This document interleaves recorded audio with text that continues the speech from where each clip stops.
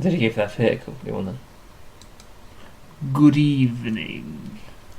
Hello. And as you can probably tell from that, we have got our Halloween special of David Ramble on. I'm David Jackson. You don't say your name first. Get it right. Let's start this again. Okay. Let's start this again. Okay then. I'm David Bradley. And I'm David Jackson. No one cares. Let's ramble on, shall we, on Halloween? Of course they care. Of course. It's Halloween. Yes, it is. Well, technically tomorrow, but... What? Oh, I picked all the wrong music. I'm going.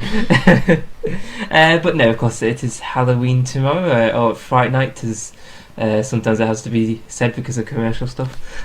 What? But What? well, no, because sometimes they're not allowed to say Halloween for some reason. No, of course you're allowed to say Halloween. There's no rights on Halloween. All Hallows Eve. Yeah. Let's call it that. Yeah. Tonight is All Hallows Eve. Yes, it is. And we'll be having topics about Halloween around that, and also, but we're in our usual film, TV, as well as the dramatic reading, as well as some more sort of Aussie music and Aussie, a little bit of improv and chat and stuff. So yes, we'll be rambling. Yes, we'll be rambling, of course, and obviously we'll be having our podcast as well, which you can still go and listen to the last few that we've had on. Sorry about that. We lost the mic for a couple of seconds there. I don't know what happened. Yeah. So yeah, you can still go and listen to our last two podcasts by going to dnodramble.podbean.com. and then also you can also find us on Facebook and get in touch by going to davids@ragradio.co.uk. Yep. So this is the Ghostbusters theme because it's Halloween and stuff. It's all children dying and things in that movie. No. What's that? Starring Harry Potter. See, this is why I shouldn't be left to my own devices with this kind of thing. I pick weird stuff that's going to freak people out. It's freaking me out.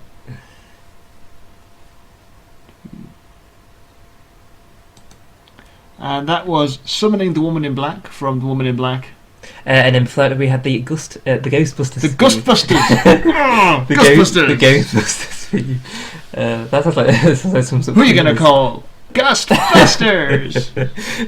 Anyway, so okay, we're continuing our Halloween special, but now we're going to be having our funny news stories. Yes, okay. This one comes from BBC. Halloween corpse display man told to tone it down by police. A man whose Halloween display included a disemboweled corpse has been told to tone it down after police received a report that it was upsetting the children. Yeah. James Creighton put the fake corpse and other items in his garden to raise money for a cancer charity. He thought police were joking when they told him of his concerns, but apparently, people are being distressed by it. Yeah. But he says he's been doing this every year since 2009 and he's never had a complaint until now. So, yeah, that's I obviously. don't know. I don't see anything wrong with it. It's Halloween. Yeah, I suppose you kind of obviously expecting it. I think maybe some people are a bit like.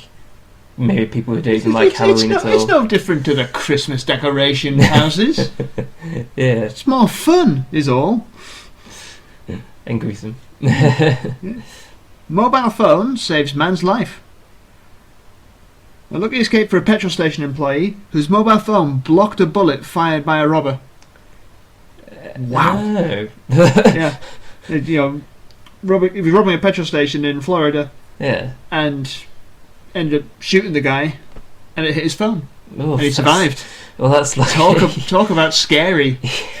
To tie it into Halloween. Oh no! And on the article, which is on the Telegraph, so on the article you see a picture of the phone. Well, crazy. I'll be honest, I know some people whose phones are pretty much that cracked and still use it. Yeah. I'm quite surprised he didn't just go for the phone. Well, no, he was trying to get into the safe right, and then get the money. Yeah. Still. Overweight trick-or-treaters to get anti-obesity leaflets instead of sweets from one woman this Halloween. Yep. Basically, a woman in North Dakota has been giving notes to children she thinks are moderately obese. And it's got a copy of the note on the article. Happy Halloween and happy holidays, neighbour. You are probably wondering why your child has this note. Have you ever heard the saying, it takes a village to raise a child? I am disappointed in the village of Fargo Moorhead, West Fargo. Your child is, in my opinion, moderately obese and should not be consuming sugar and treats to the extent of some children this Halloween season. My hope is that you will step up as a parent and ration candy this Halloween and not allow your child to continue these unhealthy eating habits. Thank you. I hate this woman. Just having the right go at the parents, like it's hilarious, but at the same time, how dare she? yes. You don't want to give out sweets to the kids? Fine, put an apple in the basket. Yeah. Don't give out notes saying your kid is fat. You're a bad parent. Oh no, that's an awful thing to do, especially for the kid. Then it's like, especially if it's like a group of kids and it's just like one note for that one and nothing for the other one. I hate this woman. I don't hate many people, but I hate this woman. So this is the Atomic Fireballs, Man with the Hex. And that was the Tales of the Unexpected theme.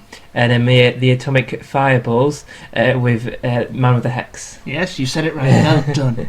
Well done. And so now we're in our first topic of the day. And what's going to talk about is, because obviously trick-or-treating is it's come from America. And there is sort of a thing of, should we British do it, basically? Yeah. I was never allowed to as a kid. I Right. never once got to trick or treat. No. Excuse me while I leave to cry. While you do that, I suppose like some people say, obviously, is their point, obviously, because it's quite obviously an American thing. It's a very sort of thing that's embedded in sort of obviously their culture as well. But I mean, it's sort of over here. Is it sort of, because I don't know whether it's sort of really taken as much seriously as it is like in America, really. I don't know. Again, I never got to do it. No. But I don't really have much else to contribute to it. I never got to trick or treat. No, I don't see anything wrong with trick or treating. No. I suppose I can see why people would, because it's like basically sending your kids out to beg. Yeah. Go ask other people for sweets. It's like, well, you got a big bowl of sweets in the house here. Just sit and eat that. Don't give it to any of the kids. Yeah. They'll all go home and have their sweets. Yeah. I mean, as far as I remember, I never did it, and I don't know exactly why. I think it's probably my parents didn't really like it anyway. So the holiday itself, and I think I think it's not sort of a most necessary thing over here. I mean, often like when you have in school you'd have people going, "Oh, you're going trick or treating" and all this stuff like this. Yeah, all my friends went. Yeah, but I never got to go. No. This has brought up some serious emotional scars with me here. Yeah, but I think our main thing. I'm very upset. You're just glossing over it. You just want to talk about the topic, but no, I'm hurting here. My childhood. Do you want me to give you a hug? No, that would only make things worse. I just lost my train of thought now. Thanks. Yeah. Good. Well, I mean, I think there's that side of it where if it's sort of known for if people haven't sort of also given people candy, or they sort of gone out for the evening, they often either throw eggs at people's houses and stuff like that, because we had that a few times happen. And so I think that kind of does sort of taint it a little bit in people of like, what's the point, because you're kind of sort of letting kids go in a bit wild and a bit sort of vandalism. That's what tonight's for. It's mischief night. Yeah. Cleaning eggs off on Halloween morning. Oh, my childhood. No, I didn't really have to clean the eggs off the house on childhood morning. I'm joking. No. I did it on the night when I got home from school. The one. This has turned really dark. It's Halloween. It's all meant to get a bit dark now, isn't it? But I think sort of the idea of it is good, obviously, because you kind of obviously dress up and costumes. I don't like, obviously the thing of where people are like, you have to wear what things are strictly Halloween costumes. So basically everything that's like ghost, witch, zombie. Well, I don't think you should have example. No, I don't think you should have specific things of these are the Halloween costumes. Yeah. But at the same time, I think if they don't put in any effort in, you're getting the rubbish sweets. Yeah. If you put in no effort, you're just getting. I can't think of a bad sweet. What's a bad sweet? What's a rubbish sweet that no one likes? You're just getting Bounty. Panties are the best ones, you fool. You're getting like a picnic Yeah. or something like that. You know, something rubbish. Yeah. You're getting an orange. No, not a terrace chocolate orange, but an orange, like a satsuma. You're getting a satsuma if you don't put any effort in. Yeah. I think definitely we're going more over here in for like also the parties in terms of costume parties and all that stuff really, which is quite a good idea. But you kind of get the trouble when it gets to our sort of age group. Yeah. For the women, the only costumes are sexy. Something. There's things like there's sexy Optimus Prime, sexy Wolverine, sexy Corn, or sexy Ghost. Literally, there's a company that just will see what things they can use, but let's put a sexy Corn and see if people will buy it. Yeah. And people do. Well, it's a sad time that we live in when there's sexy Corn. Yeah. Well, we can have all ages now. But yeah, I think that sort of, obviously it's a good idea in the sense of it. It probably is a good thing to do as a kid, sort of get out the way, sort of be a bit more social stuff like that. So get some internet. No? Yeah, this is Uncle Cracker and Buster Rhymes. Freaks come out. Something. Freaks come out. Freaks come out. Ooh, sounds Halloweeny. And that was some music from the horror. Sorry, I'm doing it now. From the horror. Yeah, there's all sorts of horror movies I'm doing. From the Hammer and Dracula movies with Christopher Lee as Dracula. And then we had Uncle Cracker and Buster Rhymes with I don't know. It's kind of my head. I know. But I'm waiting for you to say. No, I'm thinking mixing it with one of the later ones and trying to think of it now. Come on, just tell me. Freaks come out. Oh yeah, Freaks come out. Yeah. I didn't even listen. I took the earphone out. I didn't even listen to it. But now we're having our trivia questions. Yeah. Do you want to go yours first? Okay. For a check. No, I never do mine first. You do yours first. Okay. I'm not allowed to do mine first. It's the rules. Mine's probably quite a simple one really, but it says, what are the 2 colours most associated with Halloween? Oh, no, see, that's very subjective. Yes. Yeah. You could have an answer that would be completely different to what I might have on that. That's a very subjective answer. So, according to other David, what are the 2 colours most associated with Halloween? And my question is, because obviously we are on the radio right now. Yes. As you may have noticed. Yeah. And 75 years ago today, there was a very important radio broadcast. Yeah. What was it? Oh. Okay. Yeah. Is there a 2-part today? No, just a one. Okay. Just a one-off. Oh, just a one. Okay. And so if you but it's a good one. Yeah. So if you know the answers, then get in touch by emailing us at davids@ragradio.co.uk, or you can also find us on Facebook by searching David and other David Ramble on. Yeah. And so we'll go to some more music now. Okay, yeah. This is All Stars, Bump in the Night. No, it isn't. It's the Nightmares and Dreamscapes theme. So there was the Monster Mash. And before that we had the Nightmares and Dreamscapes theme. That was a good show. Yes. But it was a good show. It only had one series. Yeah. And so now I don't think you've ever seen it. No. But we'll just move on. We're going to get to our film reviews now. Yeah. I keep forgetting the movies that I see. Which isn't a good sign for me, is it? No. My mind's going... Well, I know what I saw last night. Yeah. But I'm trying... Or technically this morning, I suppose. But I'm trying to remember what else I saw this week. Ender's Game. Ender's Game, that was it. My sort of view on this one was...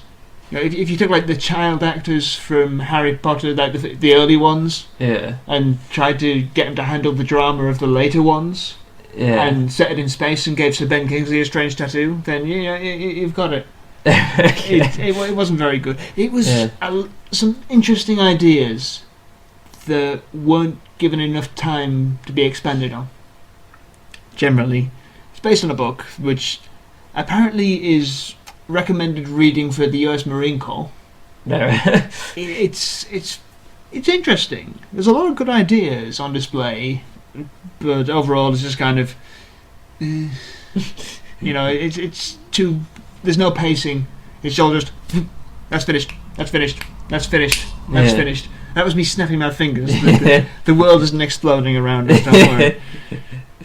And then last night I went to see a Thor double bill. Yes. Yeah, so I watched Thor 1, which is already one of my favourite Marvel movies. And then, that finished, got to about midnight, had an interval between the two, and I was been sitting around for about 10-15 minutes, then things was on the screen, 10 minutes remaining. Oh! Taking ages. Film starts, has subtitles on it. And we're like, huh? Oh, that's okay. Weird. Yeah. That's kind of odd. Then stops. Right. And someone comes over and says, sorry, that was the version with the subtitles on. We're going to get the real one up in just a minute. So I was sitting there, about 5 minutes in the dark, just quiet. Someone comes up, the only version we can get to work is the one with the subtitles on. So we're going to play that. Starts again. But yeah, it didn't detract from the movie. It was a very, very good film. Yeah. Lots of epic action, good comedy, good drama. There's a couple of bits where I was like, I wasn't really tearing up, but she had the single manly tear. I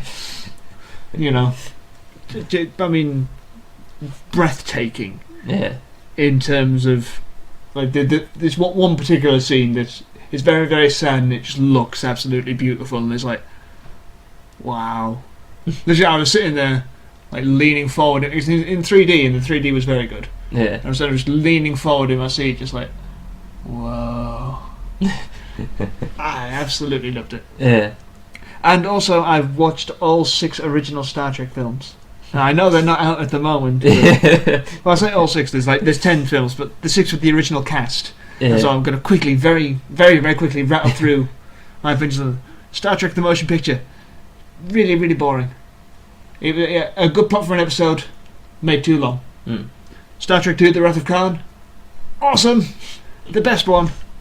Ricardo Montalban as Khan. You don't need anything else. Star Trek 3: The Search for Spock. Really, really depressing.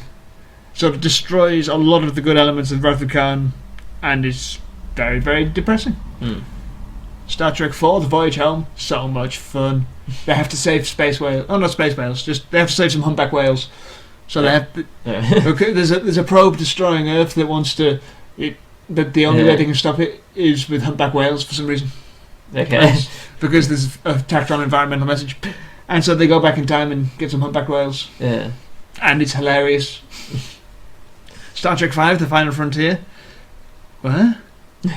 Awful. Really, really awful. That they go in search of God, and they find it, or not. I don't know. It's stupid. William Shatner directed it, and it's awful. And Star Trek 6: The Undiscovered Country. A good finish to it. A lot of fun. The cast are all clearly having a great time being back, and it has the most to say as a sort of social commentary. It's about the whole Cold War between humans and Klingons. Yeah. It's clever. I like Star Trek. I've started on the Next Generation. I'm gonna get through it all. It'll take me a while, but I'll get there. We'll go to some more music now. I think we'd better. This is Norman's Walk from the film Paranorman.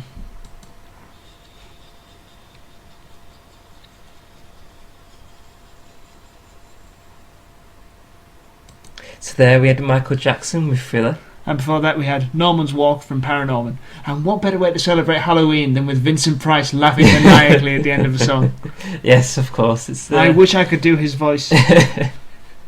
All the dramatic readings would be done in Vincent Price's voice if I could do them. So now we're having a little bit of improv now. Yeah. It's part of our sort of continuing of our new feature. And of course... just having a bit of fun. Yeah, having a bit of fun. So see where things go. So what we're going to be doing today then? Well, I thought it would be things you would never hear people say in a horror film. Okay then. So, do you want to start? Wait a minute. Oh, I've been left a mysterious cabin in the will of my uncle who I never met. I don't think I'll go. I am going to use this knife to carve you up a nice steak. Oh, the power's gone down. Good job I still have my mobile. Did you hear what that bang was? Oh, it was just a boiler. I see that's no good because if it's in The Shining, like the book of The Shining or the TV miniseries, not the movie. Yeah. In the movie, there's nothing wrong with the boiler, but that's one you might hear. Yeah. Oh, you failed at this game. That's true. Yeah. So the thing is that I thought you were genuinely asking if I'd heard a bang in the background. No. I was very confused. Just trying to put a bit of scare into that. Let's try to think. I was like, no, it's not bang. I'm going to be listening all night because there's one. It'd be just me on the other side of the wall and lounge banging. Now people know where my room is. Okay, so this has rather gone off the rails. Yeah, it's gone quite off topic. So lines you'd never hear in a horror movie. Okay. Let's all act sensibly. Let's stick together. I was going to just do that. Let's make sure none of us are blonde. Oh no, the white person died first. We were all thinking it. I just have the guts to say it. I'm trying to think of some more now. Have we got any more? It's pretty tricky, isn't it? Yeah. I don't know. I'm not good at this one. No. I was good at whatever else we did last week. Yeah. But I can't remember what it was now. I've already forgotten. I've already forgotten. This is the hunt from Planet of the Apes. So there was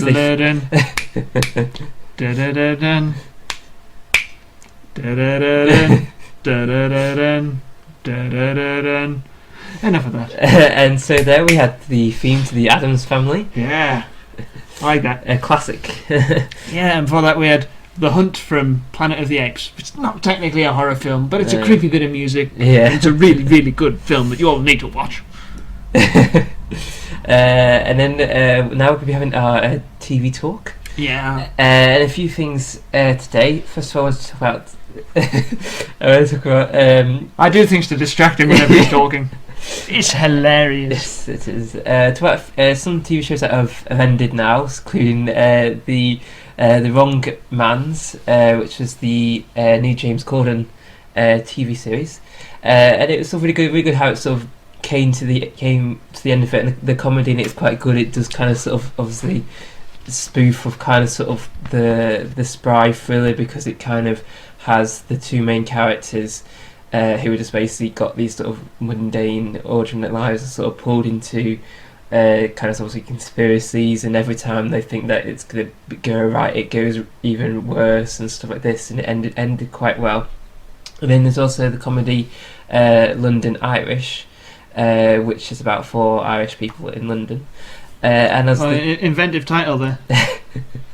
And they're quite sort of contrasting characters, sort of kooky characters, ones that get sort of involved in obviously all these sort of situations, and it's quite good. It sort of got better sort of near the end, really, and sort of it was sort of alright. I mean, I don't know whether how much of it they could go into maybe a second series. I don't know really, but I have to just see whether that does happen. And also I want to talk about Poirot, because it's come back for its last run, which is the 4 episodes, and obviously David Suchet, who plays Poirot, has been doing it obviously since Agatha Christie's Poirot has started, which means when was that? It was. Give me a year.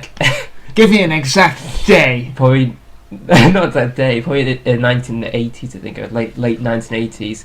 But was it a Tuesday? It might have been a Tuesday. Probably. If it wasn't a Tuesday, I'm coming for you. I'm going to look it up right now. But I'll be back.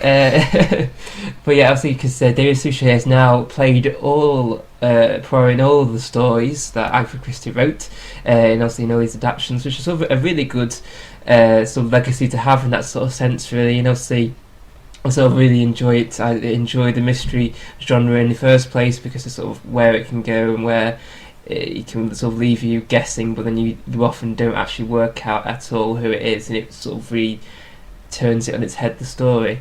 And sort of looking forward to us to seeing how it will end, because it's kind of sort of known. Well, like, so obviously in the final story, Poirot does die, and it's sort of spoilers. It is sort of known, and it's sort of interesting to see how. I didn't know anything. I don't know anything about Poirot other than it's a little grey cells. Yeah, like just to see how obviously that is done and how that was also been displayed on screen and stuff like this. But it's been quite good, the first few that they've had on at the moment. And then also they've some new series starting this week. We've had the the Ambassador started last week actually, but it's a new comedy from David Mitchell and Robert Webb. And it's basically this ambassador, British ambassador to the is it Turkmenistan? I think it is. I don't know. But that's. But I'm still trying to find out when Poirot started. But it's sort of a comedy, which is quite good. Obviously it's kind of sort of also that bit of that Mitchell and Webb sort of comedy does go into it, but they kind of it's all these different characters, and it kind of. They kind of have taken a Mickey out, sort of the culture clashes that they have between obviously the two countries, and sort of how the David Mitchell's character sort of deals with everything as well as the ambassador. And then another one, which is starring David Tennant, is The Escape Artist. You've watched a lot of TV this week. I've got something else coming up. But that was about a barrister who's a defence barrister and sort of known as the number one in the country, and sort of obviously I think they're probably going to have sort of that thing of can they really defend someone who is obviously they probably think is guilty or is obviously guilty, but there was this sort of really dramatic ending to the first episode that was sort of a really strong twist to it, and sort of got me a little bit emotional really. So I'm looking forward to seeing how the rest of that would go. I'm just going to interrupt you here.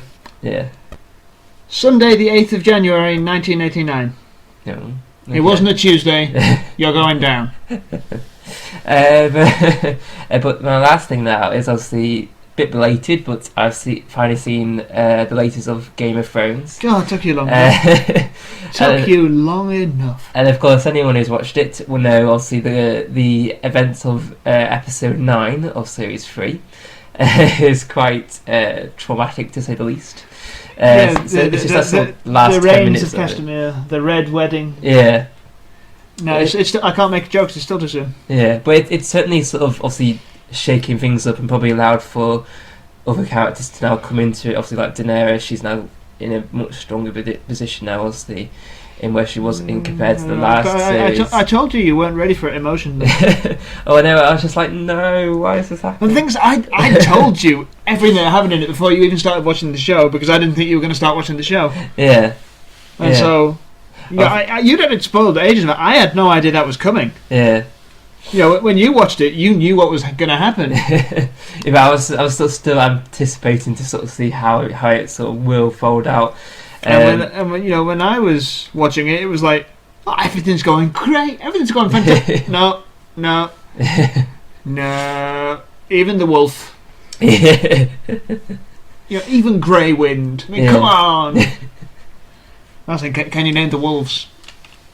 Well, he's just a Grey Wind. That's one of them. That's Rob's wolf. I can't remember the ones though. Oh well, let's Summer something. Yeah, but Bran's wolf is called Summer. Yeah, Summer. We'll go in age order. So we'll start with the oldest is Rob.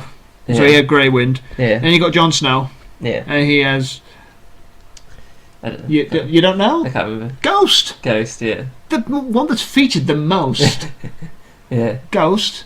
Then you've got Arya, and she had Lady. Yeah. Then you got not Arya, even Sansa. Sansa had Lady. Yeah. Then Arya had Nymeria. Yeah.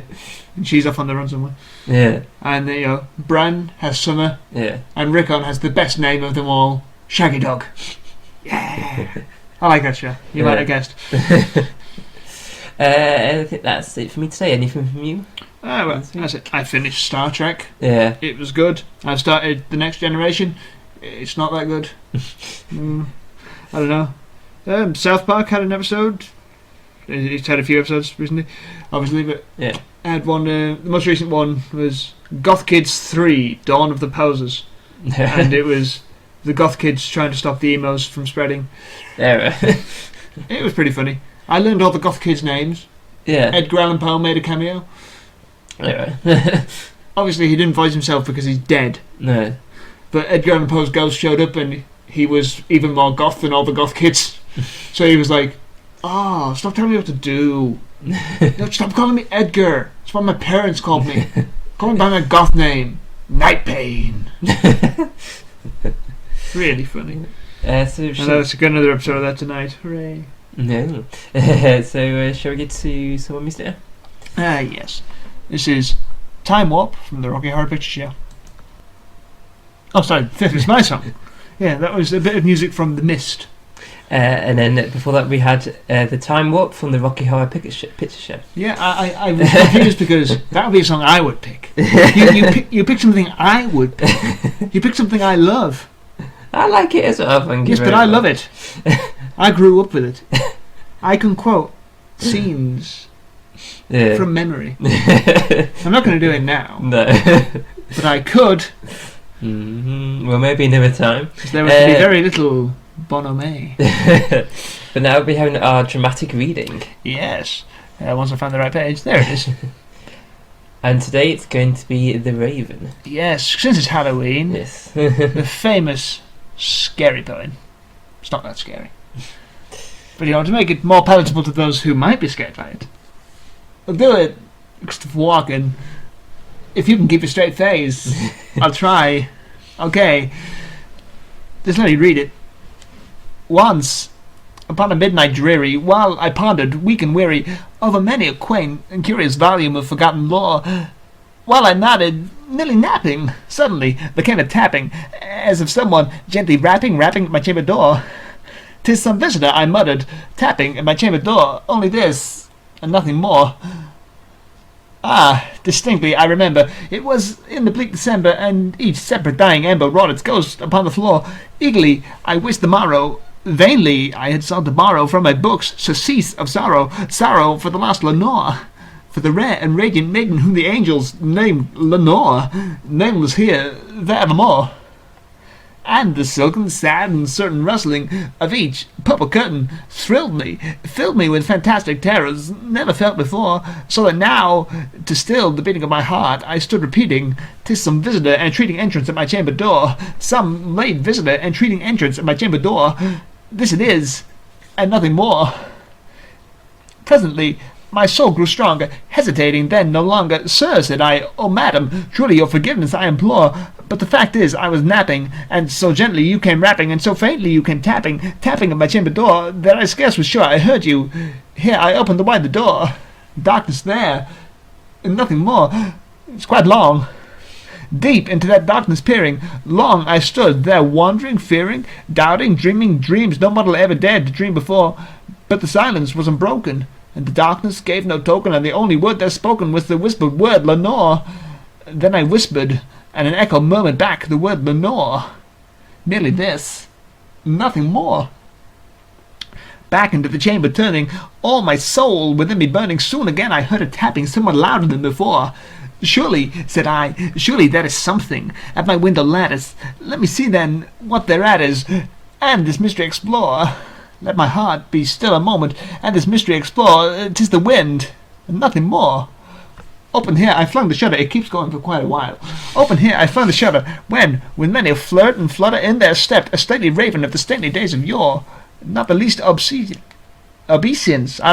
made he. Not a minute stopped or stayed he, but with mine, O lord and lady, perched above my chamber door, perched upon a bust of Pallas just above my chamber door, perched and sat, and nothing more. Then this ebony bird beguiling my side fancy into smiling, by the grave and stern decorum of the countenance it wore. "Though thy crest be shorn and shaven, thou," I said, "art sure no craven, ghastly grim and ancient raven, wandering from the nightly shore. Tell me what thy lordly name is on the night's Plutonian shore." Quoth the raven, "Nevermore." And now it goes on for quite a while longer, so I'm going to skip to the end. Yeah. I'm going to skip to the last couple of verses. Okay, I'll go to the last three. "Prophet," said I, "thing of evil, prophet still, if bird or devil, by that heaven that bends above us, by what God we both adore, tell this soul with sorrow laden, if within the distant Aden it shall clasp a saint and maiden whom the angels name Lenore. clasp a rare and radiant maiden whom the angels named Lenore? Quoth the raven, nevermore. Be that word our sign of parting, bird or friend, I shrieked upstarting, get thee back into the tempest and the night's plutonian shore.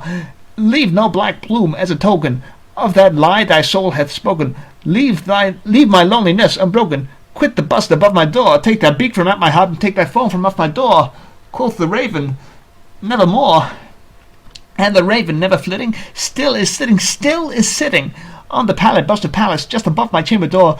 And his eyes have all the seeing of a demon's that is dreaming, and the light lamp o'er him streaming throws his shadow on the floor. And my soul, from out that shadow that lies floating on the floor, shall be lifted nevermore. I've got to have more cowbell. Yeah, quite an effort with the. It's quite long. It's longer than I was. I knew it was long, but I forgot how long. But then you did quite well with that. It would have taken me all night if I tried to do it anymore. Yeah. So you'll hear walking nevermore. And still comfortably getting our answers to the trivia question as well as another topic. But if you also, if you do want to get in touch about the answers, you can find it on Facebook by searching David Ramble on, or you can also email us at davids@ragradio.co.uk. Yes, this is AC/DC Highway to Hell. Oh, I'm not actually going to. Just saying I ought to be able to. And so there was the Automatic with Monster. And before that we had the Twilight Zone theme. And then before that we had AC/DC with Highway to Hell. Yes, we played 3 because the Twilight Zone theme is really short. Yes. But also really, really scary. And that's because kind of sort of interlude between the two. And so now we'll be having our next topic, which is talking about can there be originality in horror films in the future? Yes. End of topic. More songs. Why is that then? Well, because there's always going to be original ideas. Mm. I mean, I'm not saying every horror movie will be original. Yeah. Most of them won't be. But every now and then you'll get one with, well, whether or not it's an original or an original twist on an existing idea, because they're pretty much all existing ideas. But you get things like Cabin in the Woods, ingenious twist on the classic, group of teens go up to the cabin and get killed by monsters. Yeah, absolutely genius, because in that film, the teenagers in the cabin in the woods getting attacked by monsters was all orchestrated by this government agency who had to sacrifice the specific types of teenagers to prevent an evil god from destroying the world. Genius! Yeah. Absolutely hilarious, very, very clever. Just genius. I can probably see how maybe in the future quite a few sort of horror things might come out of our fear of technology. Maybe sort of as they more already as have. Yeah, it's sci-fi. But I mean, you'll see as more as technology goes. Like there's like there was like one film that they showed us in school where it's just this sort of there's this guy and he gets his email and he just something gets killed, kind of thing like that. And it's kind of maybe that sort of horror that will be sort of more used really. But I mean, like stuff where we have like the franchise, you have like the scary movie, you have Paranormal Activity, scary movies are spoof. Scary movies are spoof. Yeah, scary movies. Yeah, but when you see the Saw ones as well, which are in numerous amounts, and they're all like obviously. Surely they are. I mean, I never really seen them, but I've heard them. They're all around the same thing, basically. They're all just. Well, the phrase used for it is torture porn. Yeah. Where it's just overly gory torture for no reason. Yeah. I'm not a fan of that. No. I'm not the biggest fan of horror films in general. No.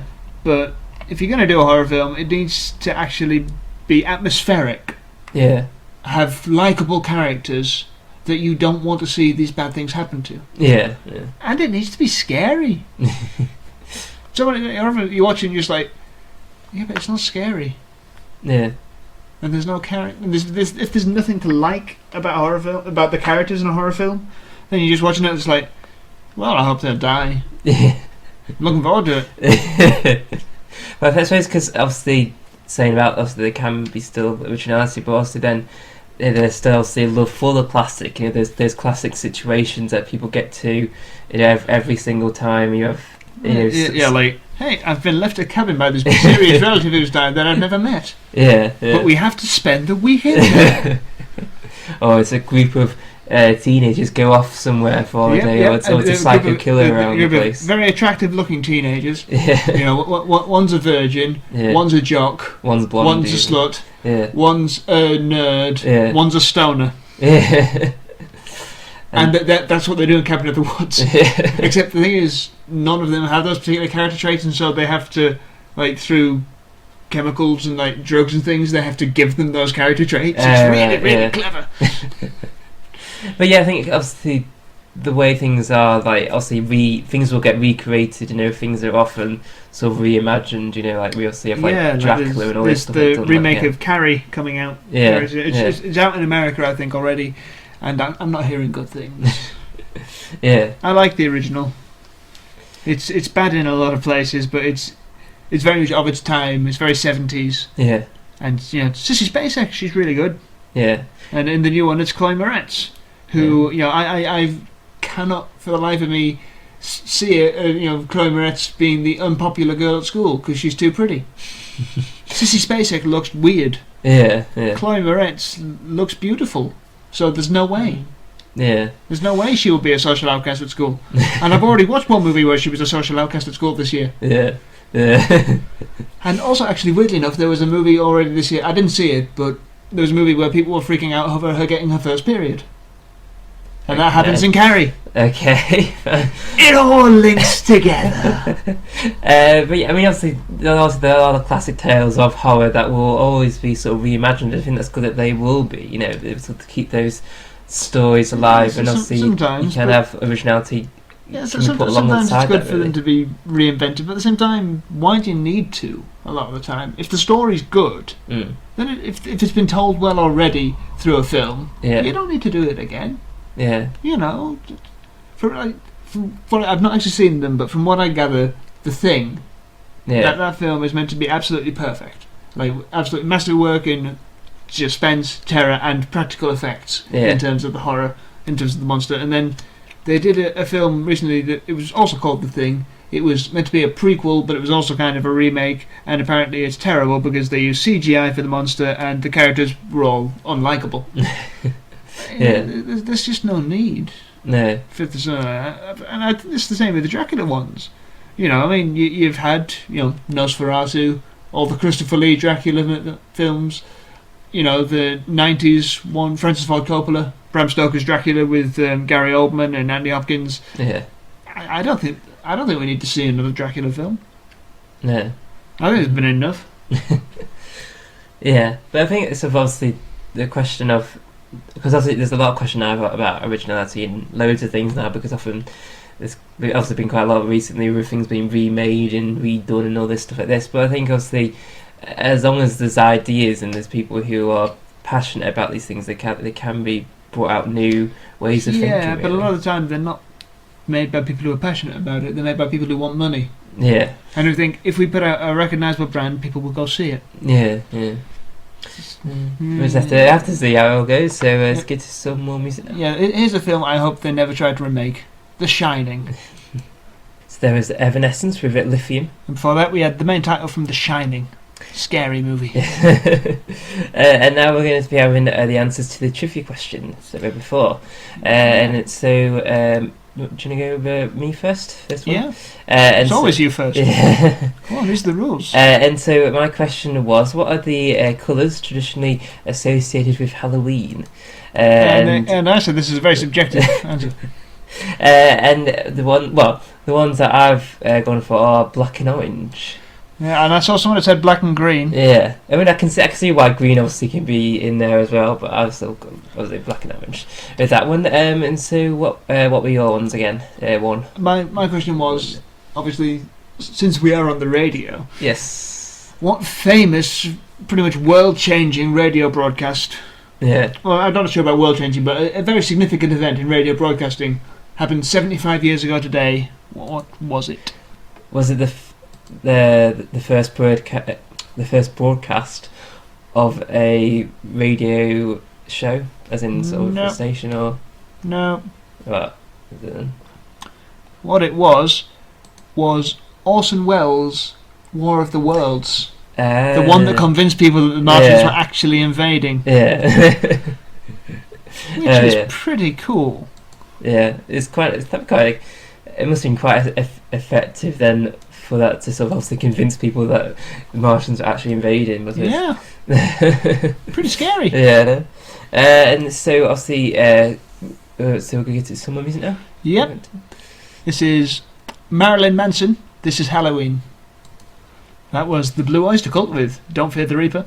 And before that was Marilyn Manson with This Is Halloween. We ran out of all your songs.